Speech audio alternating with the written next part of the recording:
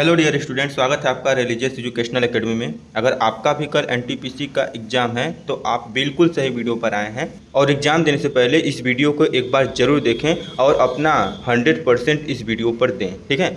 और वीडियो को एंड तक देखें और समझें ताकि आपको सारे क्वेश्चन और आंसर अच्छे से याद हो सकें, ठीक है। तो चलिए वीडियो को स्टार्ट करते हैं। तो आपका पहला क्वेश्चन है, मुल्क ए खादिम के नाम से कौन सा राज्य जाना जाता था? तो मुल्क ए खादिम के नाम से मराठा साम्राज्य जाना जाता था।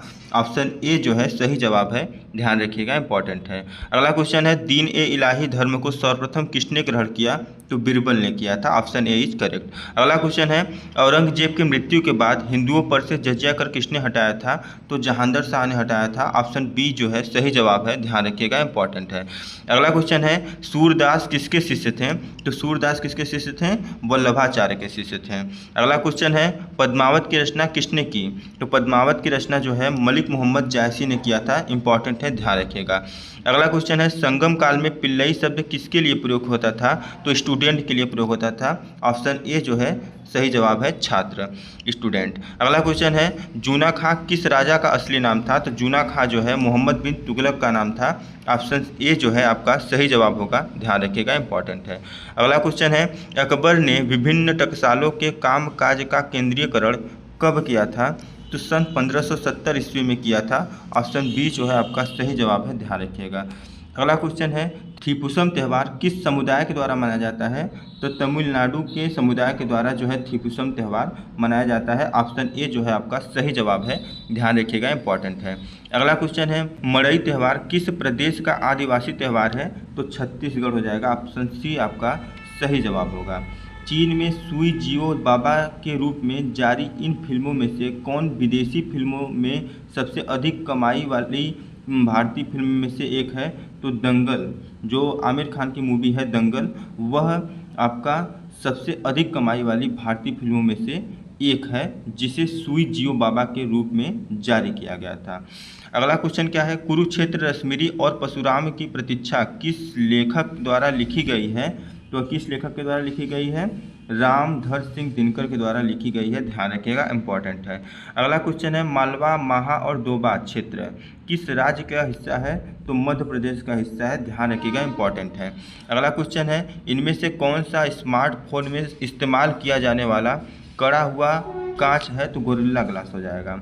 ऑप्शन सी जो है सही जवाब है। अगला क्वेश्चन, बिहार से तिहार पुस्तक के लेखक कौन हैं? तो कन्हैया कुमार है। ऑप्शन सी जो है सही जवाब होगा।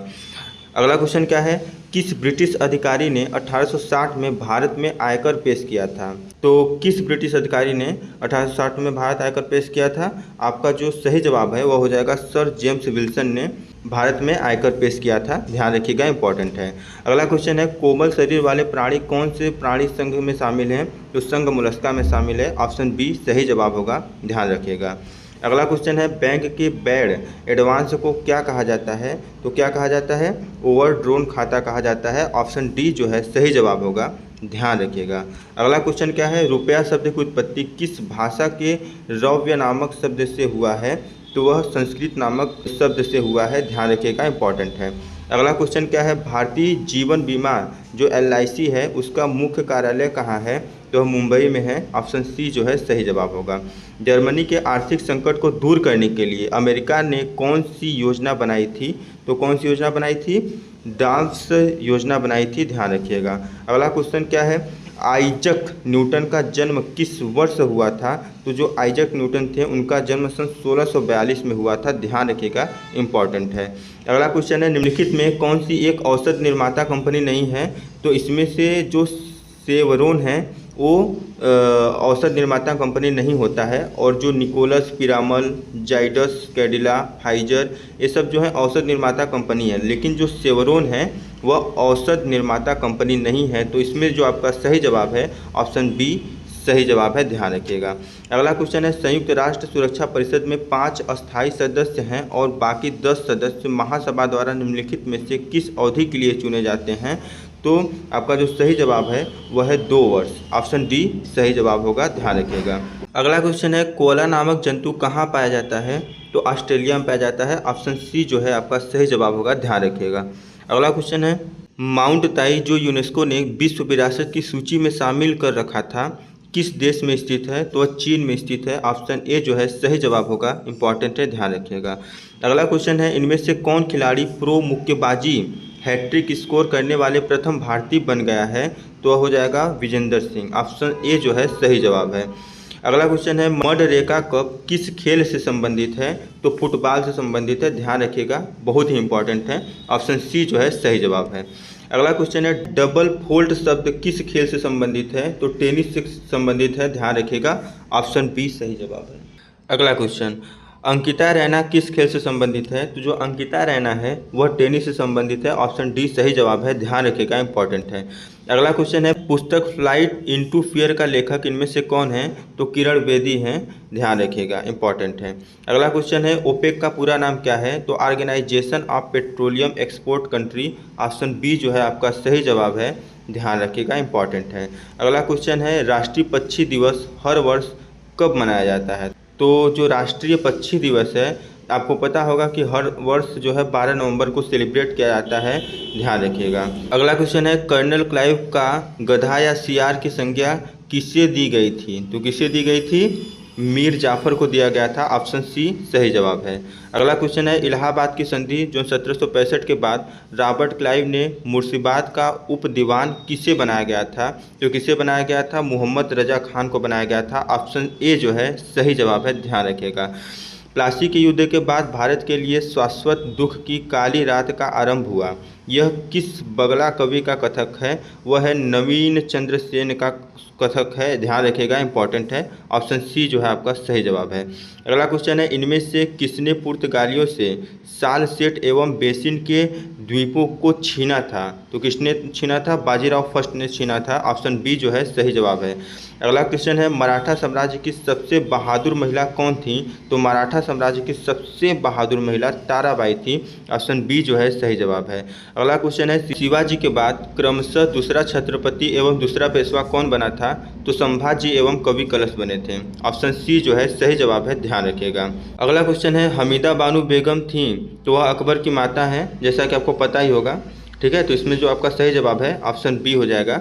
अगला क्वेश्चन क्या है, पटना को प्रांतीय राजधानी बनाया था, तो जो पटना को प्रांतीय राजधानी बनाए थे वह शेर शाह ने बनाए थे, इंपॉर्टेंट है, ध्यान रखिएगा। Option D is correct.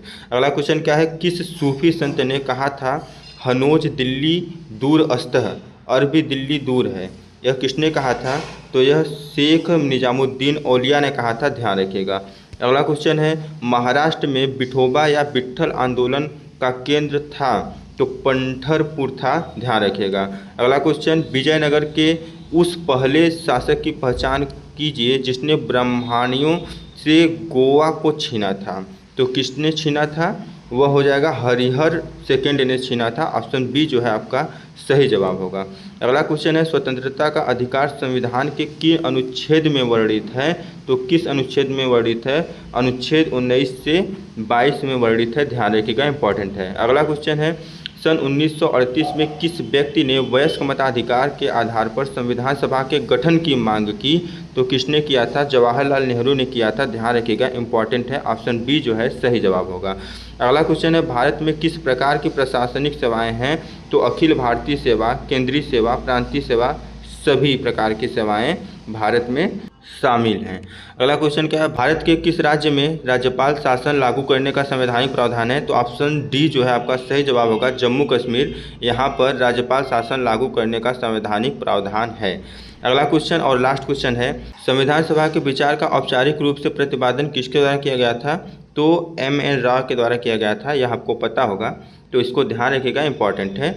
आपका जो सही जवाब है ऑप्शन सी, ठीक है। तो यह था आपका एनटीपीसी से रिलेटेड और अदर एग्जाम से रिलेटेड क्वेश्चन और आंसर, जो कि आपको एग्जाम के पहले एक बार पढ़ के अवश्य जाना चाहिए, ठीक है। तो यह वीडियो आपको कैसा लगा आप कमेंट बॉक्स में ज़रूर बताइए। मिलते हैं नेक्स्ट वीडियो में नेक्स्ट टॉपिक को लेकर। धन्यवाद।